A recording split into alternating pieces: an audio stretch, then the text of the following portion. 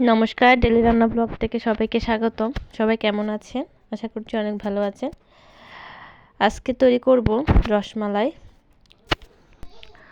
রসমালাই রেসিপিটি দেখাতে দেখাতে আপনাদের সাথে একটি দুঃখের বিষয় শেয়ার করব। রান্নার জায়গাটি একটু ঝাড়ু দিয়ে পরিষ্কার করে নিয়েছি। তারপরে পাটিগুলো বিছিয়ে দিলাম।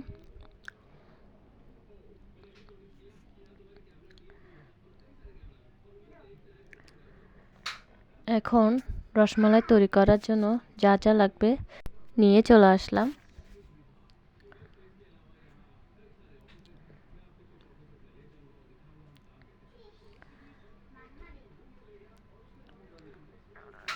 রসমালাই তৈরি করতে আমার লাগবে গুঁড়া দুধ,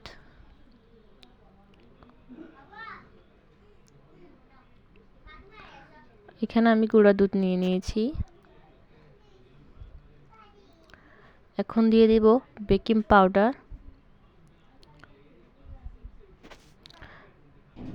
একটি ডিম নিয়ে নিব।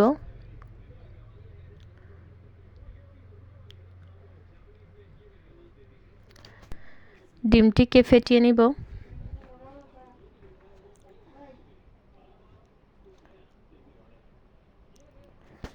এখন গুঁড়ো দুধে দিয়ে দিব ঘি।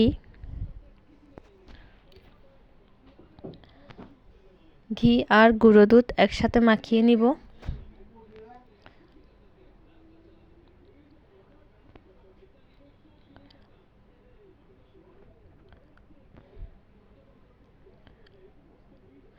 মাখানো হয়ে গেলে এখন আস্তে আস্তে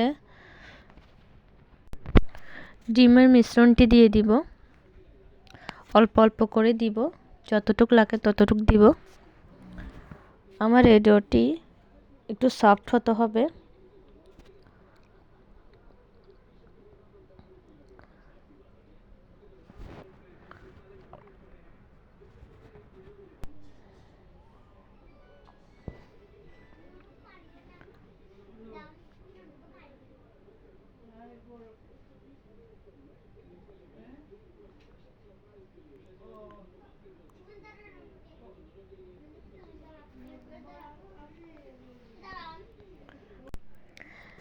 এখন ডোটি আমি 10 মিনিটের জন্য রেখে দিব। এইদিকে আমি এখন উনুন জ্বালিয়ে দিব। উনুন জ্বালাতে জ্বালাতে একটু দুঃখের বিষয় শেয়ার করি, সেটি হচ্ছে আকাশে একপাশে ঘন কালো মেঘ করেছে, বৃষ্টি হবে হবে সম্ভাবনা। তো এইদিকে আমি চুলাতে উনুন জ্বালিয়ে দিয়েছি তাড়াতাড়ি করে রান্না শেষ করার জন্য। কড়াই বসিয়ে দিলাম। কড়াইতে দিয়ে দিলাম চিনি। চিনি দিয়ে ক্যারামেল তৈরি করে নিব।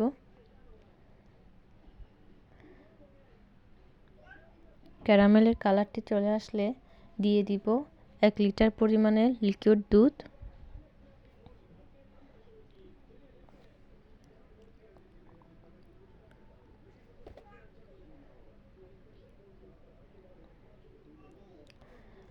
লিকুইড দুধ দিয়ে ভালো করে নেড়ে চেড়ে দেব।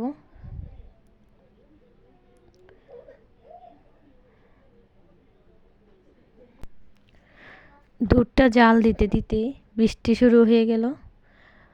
বাকি রান্নাটা এখানে আর দেখাতে পারলাম না, বাসায় চলে যেতে হয়েছে।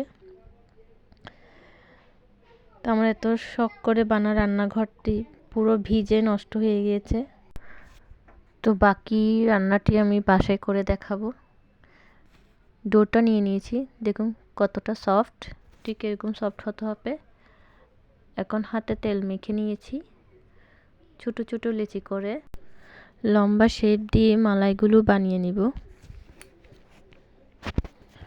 আমি একটু বড় করছি রসমালাইয়ের জন্য,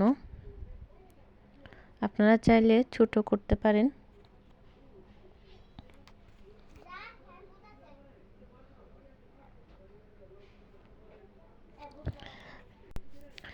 এভাবে আমি সবগুলো মালাই বানিয়ে নিব।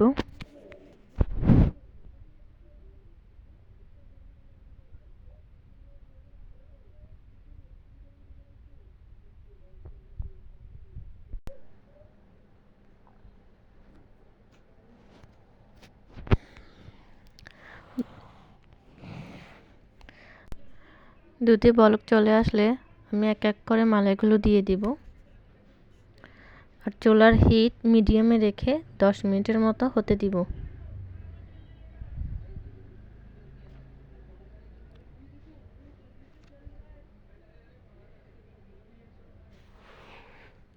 এখন রসমালাইগুলো সারা রাতের জন্য ফ্রিজে রেখে দিব। এতক্ষণ ভিডিওটি দেখার জন্য সবাইকে অনেক ধন্যবাদ।